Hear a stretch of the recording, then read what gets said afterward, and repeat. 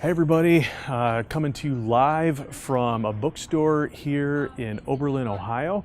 My good friend Chris Brown from TechMin is behind the camera helping me get this done today. I want to give you a quick update about Addison's Walk. First of all, the semester is over. We're very thankful about that. My two favorite days of any semester are the first and last. So we're done, grades are in, it's over. And I'm starting a really busy summer schedule. I have over 6 weeks of speaking engagements this summer that's going to take me everywhere from Pennsylvania to Wisconsin and back. So I got a lot of stuff going on. I do want to tell you a little bit about the class that I taught this semester, just to kind of give you a feel for the ministry and how we are involved with students, which is why Addison's Walk exists.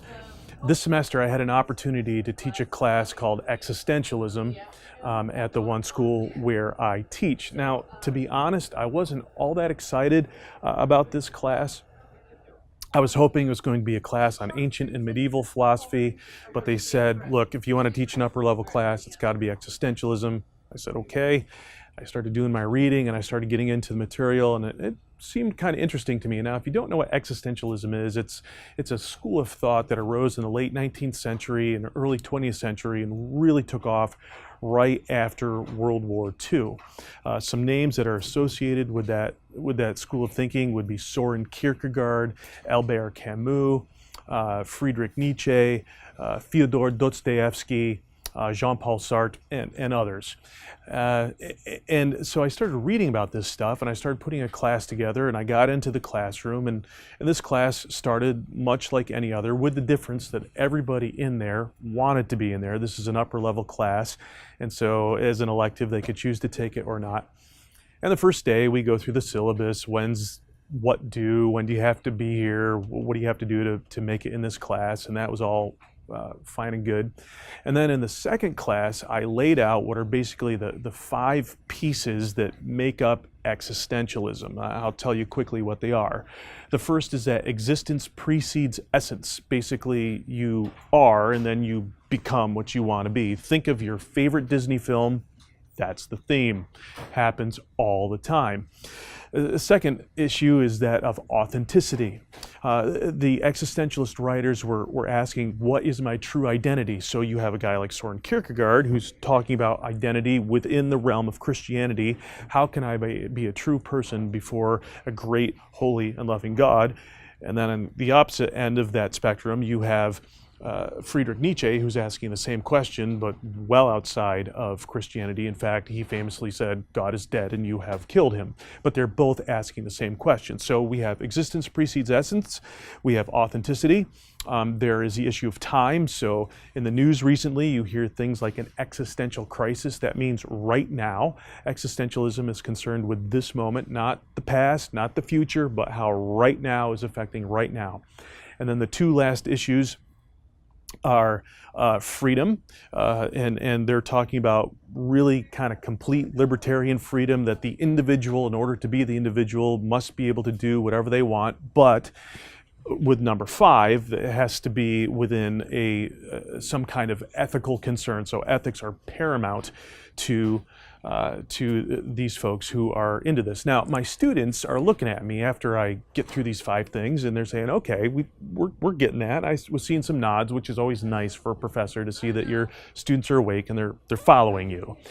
But then our conversation led how the existentialism has morphed into what we now call postmodernism, and this idea of kind of a combination of existence preceding essence and authenticity and freedom has now taken the place where some of you might be familiar with this idea that there is no such thing as one truth, or no capital T truth, that there's only lowercase t truths. So truth is true for you when you authentically live it out.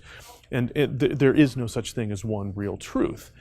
Now, as I'm explaining this, my students are nodding and they're really kind of coming along, and it dawned on me that I was getting into something that I really hadn't planned on. I have a seminar that I've taught, maybe you've heard it, called Inside the Mind of a Millennial, where I help you think about how millennials think about reality, which is important if you want to have a ministry to them. It dawned on me in that moment, in that classroom, that I've thought about how they think, but now I was starting to get at the heart of a generation. And my students are nodding and they're following along. And I stopped my lecture and I said, "Can I ask you guys a question?" And it's like the second day and they're still afraid of me. And they're like, "Yeah, of course." I said, "Well, here's my question. Did I just describe you?" They said, "Yeah, everything you said, those are all the things that we're really concerned about." And I had one young lady in my class who kind of had that look on her face, which either concentration or constipation, and you got to kind of ask which it is. And I looked at her and I said, "Hey, are you okay with what we're talking about?" She said, "Yeah, but I just have one question." And I said, "Well, what's that?" She said, "That thing you said about there is no capital T truth, there is no one truth, that they're just lowercase t truths and they're really up for grabs." She looked at me and she said, "That can't be right, can it?" I said, "Well, no, that can't be right. And I don't think anybody can authentically live that way, to use an existentialism buzzword." Now, in all my classes, including this one, I tell my students on the first day who I am and what I've done. Who I am, I'm a Christian, and that means I tell them that I follow the teachings of Jesus of Nazareth. He is my hope and he has my allegiance. I also tell them I was a Baptist pastor. I do that for shock value. It's just funny. So they already know all that. So she's asking me this question: is there no such thing as a capital T truth? Is it just merely truths that we make up? And I said, "No, that can't be right." She then said, with tears welling up in her eyes, "Do you know the truth?" And I said, "Yes." And she said, "Are you going to tell us?" I said, "Do you want me to?" And with a tear rolling down her cheek, she said, "Would you please?" I did. For an entire semester, we looked at these ideas that have really shaped particularly this generation of students. Existentialism, a word that you may have just heard and don't even know. But let me tell you, it has shaped this generation, and we explored these ideas and we looked at these things and we asked the question, what is true? Your support of Addison's Walk lets me do that kind of thing every day of the week, in the classroom and outside, and I get to talk to students about truth. Thank you so much for your continued support. Hope to be able to come and give you a report at your church soon. So contact me and let me know when we can make that happen. Thanks.